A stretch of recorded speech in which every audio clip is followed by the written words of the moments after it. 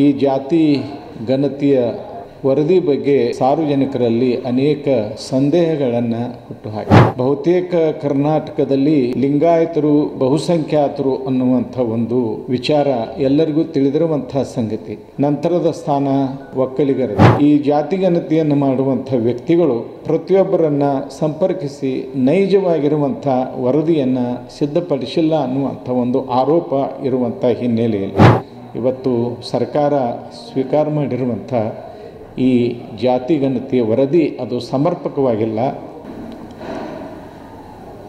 ಕರ್ನಾಟಕ ಸರ್ಕಾರವು ಇತ್ತೀಚೆಗೆ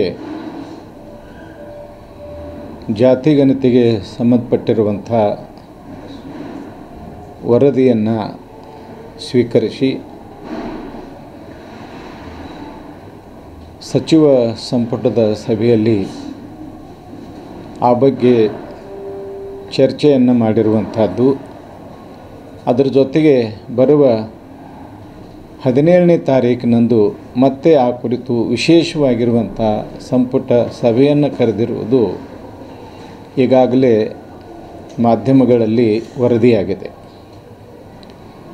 ಆ ವರದಿಯ ಪ್ರಮುಖ ಅಂಶಗಳು ಕೂಡ ದಿನಪತ್ರಿಕೆಗಳಲ್ಲಿ ಮತ್ತು ಎಲೆಕ್ಟ್ರಾನಿಕ್ ಮಾಧ್ಯಮಗಳಲ್ಲಿ ಪ್ರಕಟಗೊಂಡು ಈ ಜಾತಿ ಗಣತಿಯ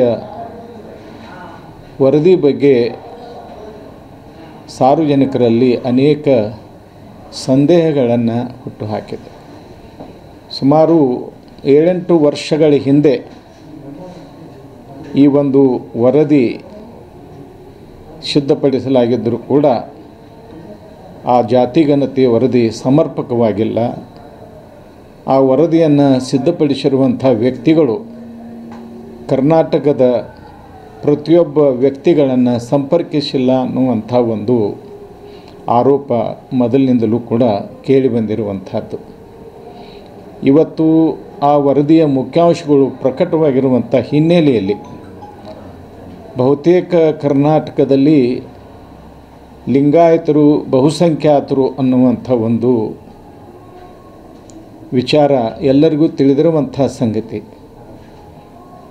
ನಂತರದ ಸ್ಥಾನ ಒಕ್ಕಲಿಗರದು.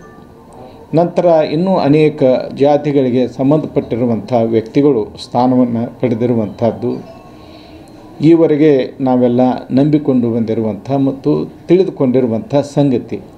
ಆದರೆ ಇತ್ತೀಚಿನ ಈ ವರದಿಯ ಮುಖ್ಯಾಂಶಗಳನ್ನು ಗಮನಿಸಿದಾಗ ಲಿಂಗಾಯತರ ಸಂಖ್ಯೆ ಗಣನೀಯವಾಗಿ ಕಡಿಮೆಯಾಗಿರುವುದು ನಮಗೆ ಕಂಡುಬರ್ತದೆ.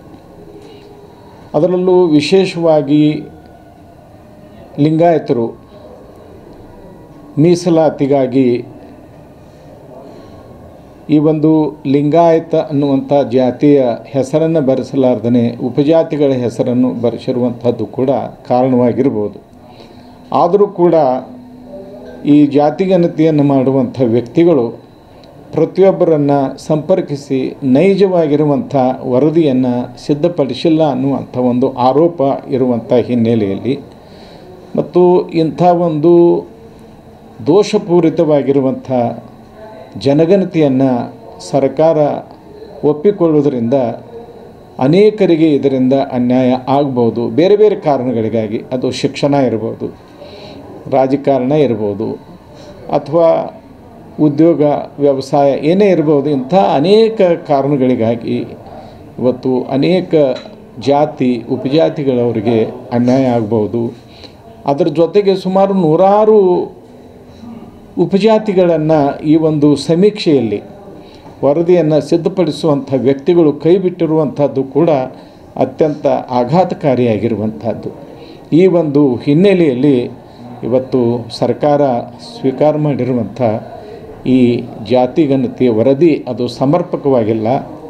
ಅನೇಕ ಜನ ಹಿರಿಯರು ಈ ವಿಷಯದಲ್ಲಿ ಪರಿಣಿತರಾಗಿರುವಂಥ ವ್ಯಕ್ತಿಗಳು ಮತ್ತೊಮ್ಮೆ ಸಮೀಕ್ಷೆ ನಡೆಸಿ ಈ ಒಂದು ಜಾತಿ ಗಣತಿಯ ವರದಿಯನ್ನು ಸಿದ್ಧಪಡಿಸಬೇಕು ಅನ್ನುವಂಥ ಒಂದು ಆಶಯವನ್ನು ವ್ಯಕ್ತಪಡಿಸಿರುವಂಥ ಹಿನ್ನೆಲೆಯಲ್ಲಿ ಸರ್ಕಾರ ಸಮಾಜದ ಹಿತದೃಷ್ಟಿಯಿಂದ ಮತ್ತು ಅನ್ಯಾಯಕ್ಕೆ ಒಳಗಾಗಿರುವಂಥ ವ್ಯಕ್ತಿಗಳ ಜಾತಿಗಳ ಹಿತದೃಷ್ಟಿಯಿಂದ ಮತ್ತೊಮ್ಮೆ ಅದನ್ನು ಪರಿಶೀಲಿಸಬೇಕು ಅಂಥೇಳಿ ಈ ಮೂಲಕ ಸರ್ಕಾರವನ್ನು ನಾವು ಆಗ್ರಹಿಸ್ತೇವೆ.